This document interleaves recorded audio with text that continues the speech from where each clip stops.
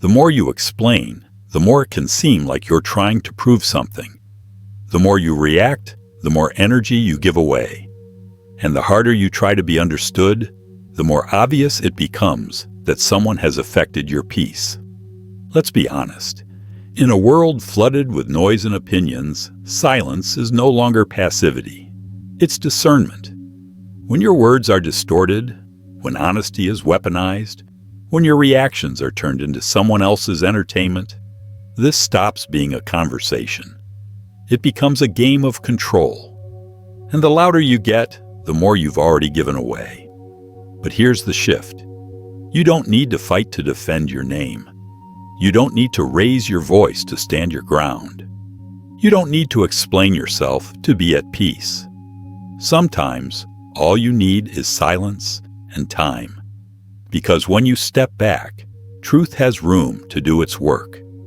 You may go quiet, but the universe doesn't. There's something about truth. It has a way of resurfacing, even when buried, even when twisted. In this video, we'll explore 7 moments when a wise person chooses silence, not out of fear, but from strength, to protect their peace, to preserve their dignity, and to let others sit with the weight of their own actions. Because silence isn't weakness, it's mastery. It's not the absence of words, it's the presence of self-control. Stay with me until the end, because the final insight may shift how you think about silence forever. One of the hardest moments in life is being misunderstood, especially when lies are told about you. The instinct is to defend, to clarify, to fix the story. But here's the quiet truth. The more you explain, the more uncertain you seem. The more you chase clarity, the more confusion they create. Why? Because those who spread lies aren't looking for truth. They're looking for a reaction. They want to shake your stillness. They want to pull you into the drama. They want you to perform your innocence, so they can spin that into proof of guilt. And this is the trap. When you react on their terms, you've already stepped into their frame. This is where Stoicism draws the line. Marcus Aurelius once wrote, "If it is not right, do not do it. If it is not true, do not say it." He didn't say, defend yourself endlessly. He didn't say, argue your case to exhaustion. He simply returned to what he knew to be true, and let that be enough. You can too. If it's not right, don't do it. If it's not true, don't say it. That's all. No need to plead. No need to explain. You live by your own integrity, not by someone else's misunderstanding of your character. Because truth holds something that lies never will. Endurance. Lies may spread quickly, but they fade just as fast. Truth takes its time, but it doesn't need to be defended. It reveals itself quietly, steadily. Let me share a story. There was a man. We'll call him James. He was falsely accused at work. The whispers spread. People began to pull away. His first instinct? To defend himself, to correct the story. But he didn't. He stayed steady. He kept showing up. He let his actions speak louder than the noise around him. Weeks later, the truth surfaced. The accuser was exposed, the manipulation laid bare. And because James never reacted in anger, never fought to clear his name, he kept his dignity intact. He didn't just survive it, he rose above it. That's what Stoic strength looks like. So how do you respond when someone lies about you? First, trust the long game. Falsehoods are loud, but truth is patient and lasting. Let time reveal what needs to be seen. Second, stay rooted in your values. When you know who you are, the noise outside can't pull you off center. Third, let karma speak for you. Those who live by deception often trap themselves in it. Sooner or later, the truth catches up. Silence isn't weakness, it's self-respect. You're not hiding. You're simply choosing not to lower yourself to the level of pettiness and noise. Let them talk. Let them twist. Let them assume. and let truth do what it always does, return. Now let's talk about betrayal. It doesn't just hurt, it disorients. It comes from those you trusted, friends, family, partners, and when it lands, it feels like the ground disappears beneath you. The first reaction is often emotional. To ask, how could you? To plead, do you even care what you've done? But here's the harder truth. People who betray you have already made peace with their actions. They've justified it in their own minds. Some don't see the damage. Others do, and simply don't care. And the more you seek answers or closure from them, the more you prolong your own pain. Because what many of them really want is your energy, your reaction, your heartbreak. Why? Because it validates their importance. But when you give them nothing, not your anger, not your sadness, not even an explanation, that's when something shifts. They don't just lose access to your voice, they lose access to your presence.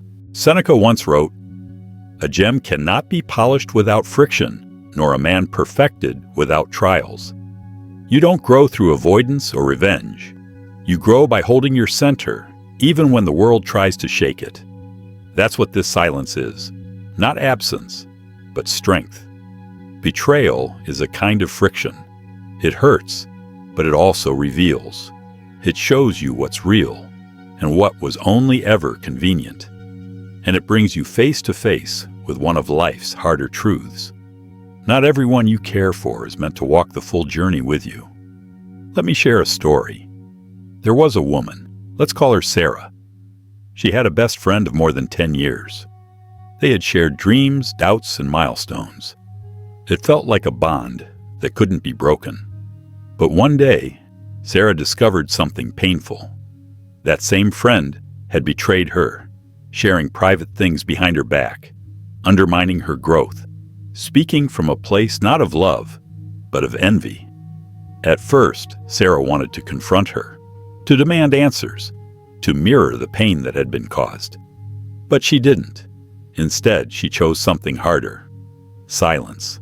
No argument. No dramatic ending. Just a quiet, clean step away. And something unexpected happened.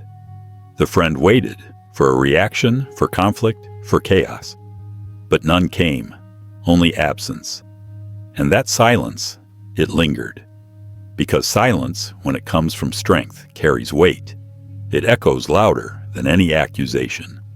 So when betrayal shows up in your life, and at some point it will, remember this. First, accept who they've shown themselves to be. Don't hold on to who you hoped they were. That version may no longer be real. Second, don't waste your voice trying to convince someone who willingly misunderstood you. You don't need to explain your worth to someone who couldn't see it. Third, walk away quietly, without revenge, without justification, because silence creates space for reflection. And that's the one thing people who betray others try to avoid. In the end, you're not the one who lost. They are. They lost someone honest, loyal, rare. Let them live with that, not as punishment, but as the natural consequence of their choices. And you carry on, with your peace, your self-respect, and your heart intact. Insults are easy. That's why they're often used by those who feel powerless. Whether it comes as sarcasm, passive aggression, or a direct jab, it's rarely about truth. It's about provocation. They want something from you, your reaction. Because when you react, they feel seen, validated, in control.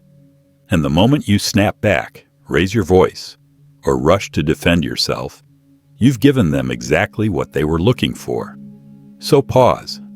It doesn't matter how clever your response is. If you respond, you've already entered their game. Here's what most people forget. You don't need to win the argument. You just need to choose not to enter it.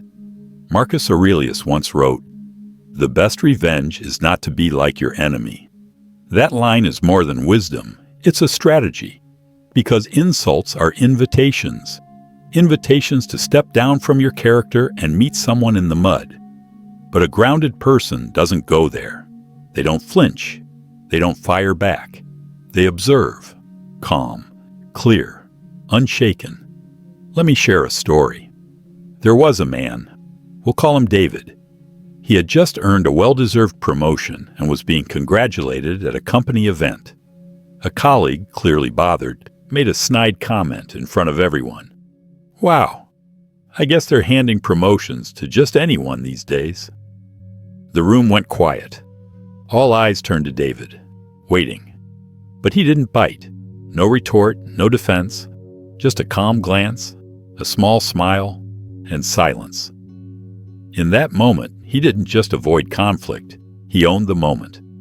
Because silence, when it comes from self-possession, strips the insult of its power. And nothing frustrates an insulter more than being ignored by someone they couldn't shake. So how do you deal with insults? First, recognize what they're really after. It's not a conversation, it's a performance. And your reaction is their reward. Don't give it. Second, let your stillness speak. When your expression doesn't change, when your tone stays calm, it sends a quiet, clear message. You don't have power over me. Third, hold your frame. True confidence doesn't argue. Self-respect doesn't chase approval or explain itself. When you stay grounded, they rise to nothing. At the end of the day, you don't need to meet their volume. You need to master your presence. Because real strength doesn't yell. It doesn't chase attention. It simply holds its ground, quietly. And often, the most powerful response to an insult isn't anger. It's indifference. Some people don't want clarity. They want control. Not to resolve the issue, but to own the narrative. And one of the most effective ways to do that? They play the victim. They reshape the story. They remove themselves from responsibility. They twist facts, shed a few well-timed tears, and suddenly you're the problem. The more you try to explain yourself, the worse it gets. Because from the outside, it looks like you're attacking someone who's already hurt. They've flipped the script. Now you're the aggressor, and they're the misunderstood one. This isn't conflict, it's performance. And you've just been cast as the villain. Stoic wisdom cautions us about this. Epictetus once said, "To complain is always non-productive and never appropriate." People who perform victimhood aren't seeking truth. They're seeking sympathy. And if you step in to defend yourself, you give weight to their act. You give them the spotlight. The only move that protects your peace is restraint. Not out of fear, but out of strength. Out of clarity. Let me share a story. There was a woman, we'll call her Rachel. She worked with someone who constantly avoided accountability. Whenever that person was called out, she'd deflect, become emotional, and cast blame elsewhere. Rachel tried to handle it fairly. She stayed calm, brought facts, showed patience. But every time, her logic was met with emotion, and emotion always won the room. Because while Rachel was presenting the truth, the other person was performing pain. And it taught Rachel something important. Not every situation is about being right. Sometimes is about knowing when to step back and let the truth unfold on its own. In the court of public opinion, emotion often speaks louder than reason, especially when reason tries too hard to explain. So Rachel stopped. No more defending, no more explaining, just presence, calm, quiet, steady. And over time, the truth did what it always does, it surfaced. People began to notice the pattern. The same person always had a story, always a new conflict, always a fresh injustice. Eventually, the performance wore thin, and when it did, the act collapsed on its own. So how do you handle someone who plays the role of the manipulative victim? First, don't rush to defend yourself. They're not listening. They're performing. And the audience often prefers drama to truth. Don't give them more material. Second, stay emotionally detached. Watch without absorbing. Let them sit in the mess they've created. Third, trust patterns and time. People may be fooled once, maybe even twice, but truth leaves a trail. Eventually, the mask slips. You don't owe clarity to someone who thrives on confusion. Let them tell their story. Let them gather their audience. Let them follow their script, because all performances end. And your silence? That's how you close the curtain. Now let's talk about a quieter form of pain. Not the loud betrayal, but the slow fading of value. It's not what they say. It's what they stop noticing. You show up. You give. You reach out. You remember the small things. And in return, you get silence, distance, disinterest. Not because you did something wrong, but because your presence became too familiar, too accessible. And here's the hard truth. The more you try to prove your worth, the less they see it. Because people rarely value what's always available. They value what they fear losing. If you're always the one calling, texting, showing up, you don't become irreplaceable. You become invisible. This is where Stoicism offers perspective. Seneca once said, "Time discovers truth," and sometimes the truth they need to see is your absence. Let me share a story. There was a man, let's call him Jake. He was consistent, thoughtful, always the first to reach out, to check in, to show care. But slowly he noticed. No one asked about him. No one checked in unless he reached out first. And when he stopped reaching, days turned into weeks of silence. That's when he realized he wasn't being appreciated.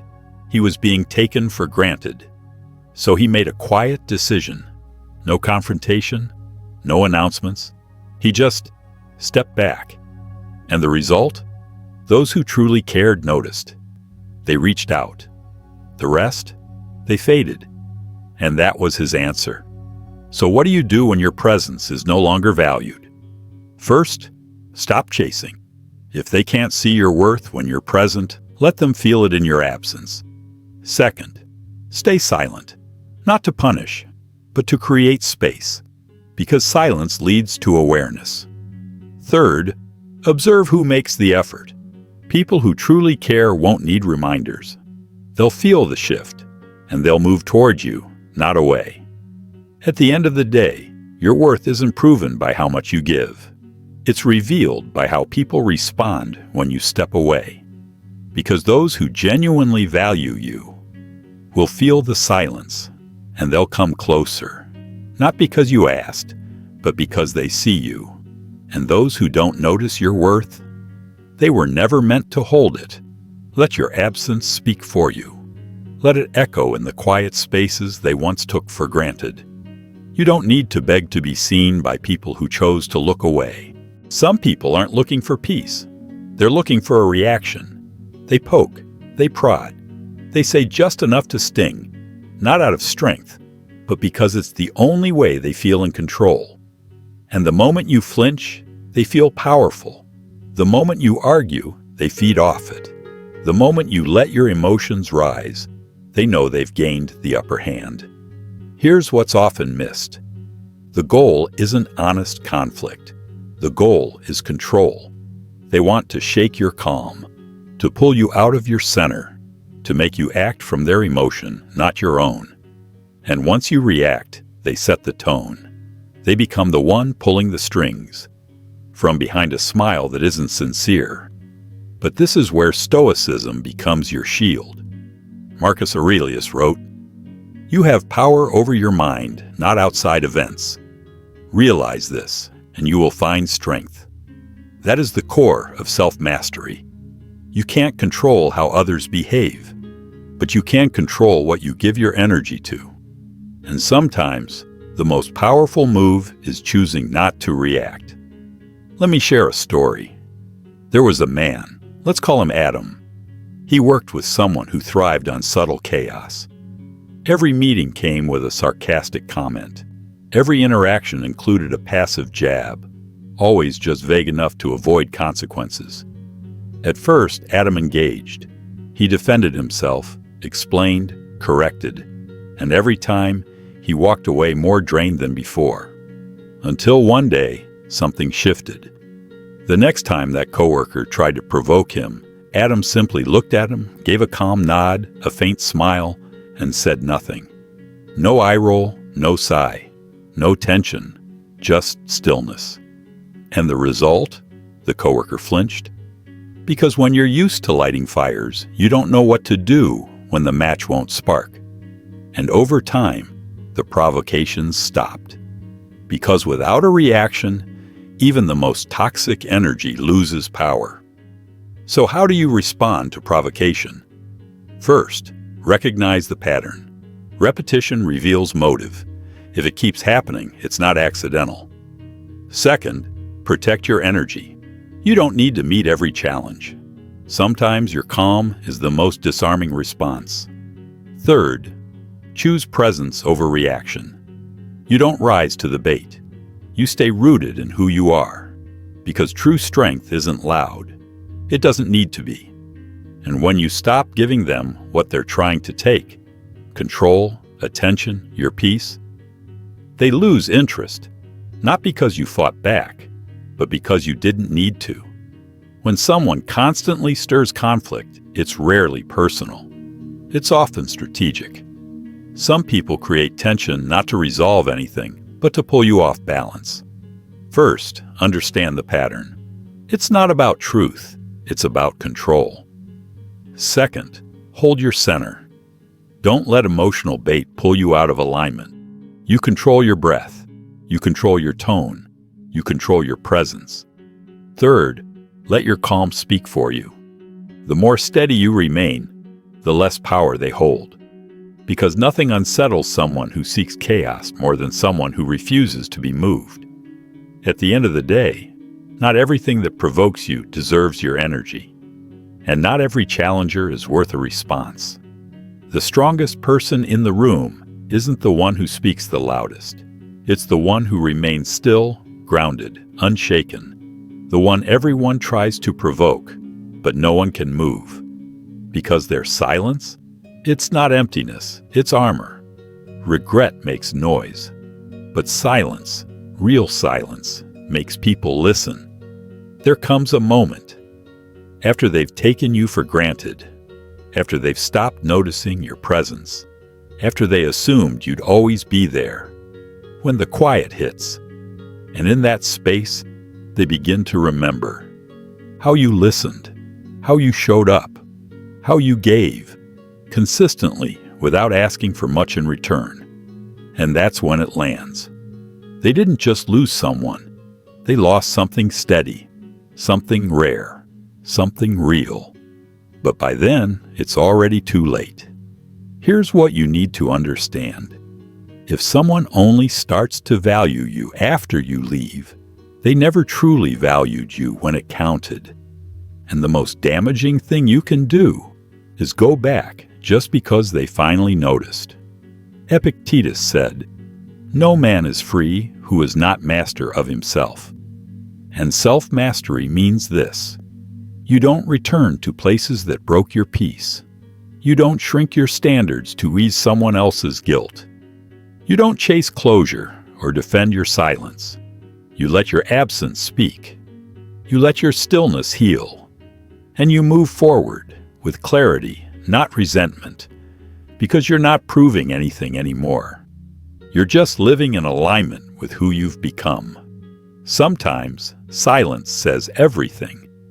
Let me share a story. There was a woman, we'll call her Olivia. She gave fully to her relationship.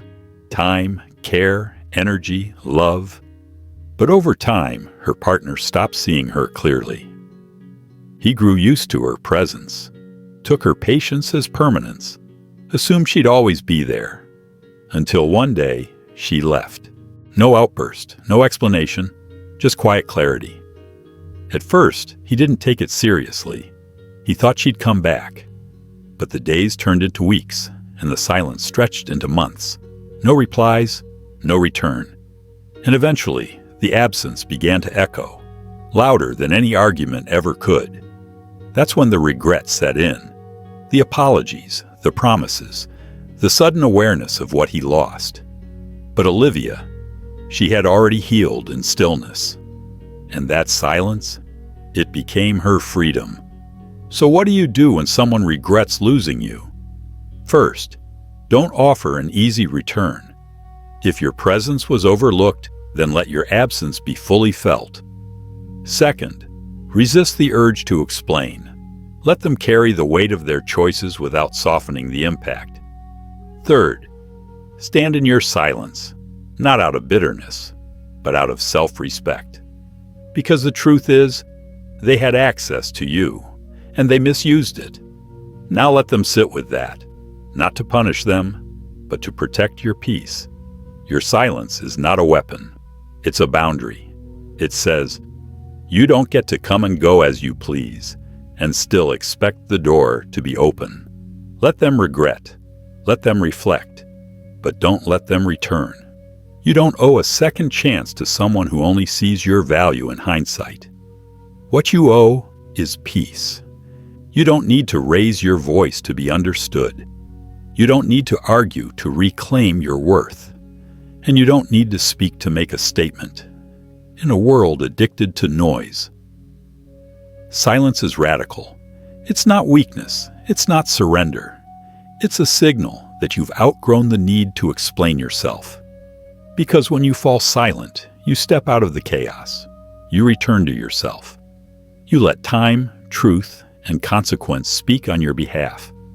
As the Stoics would say, a wise person doesn't beg for closure. They don't chase justice. They simply let the universe restore its balance in its own time. So the next time someone lies, provokes, betrays, or comes back full of regret, don't react. Don't explain. Don't try to rewrite what they refused to read the first time. Just remain still. Because karma doesn't need help. It just needs space. And your silence, that's more than enough. If this message resonated, if it touched something quiet but true, don't just scroll away. Subscribe to Stoic Mindset Mastery, where strength is quiet, wisdom is calm, and truth is built to last. And if someone in your life needs this reminder, share it. Or better yet, let your own silence carry it forward.